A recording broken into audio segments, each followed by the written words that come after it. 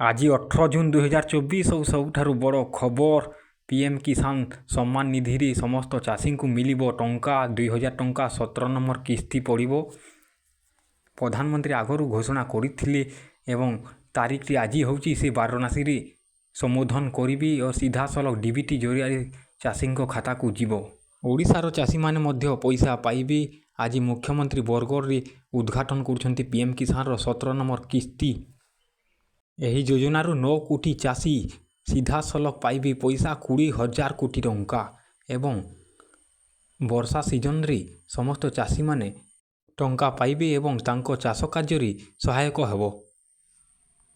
जेउ मानंको KYC होई नहीं ए पर्यंत जल्दी फिलअप कर दियंतु ऑनलाइन सेंटर को जाई आपनको पैसा समस्त इंस्टॉलमेंट आगो को पड़िबो। नमस्कार।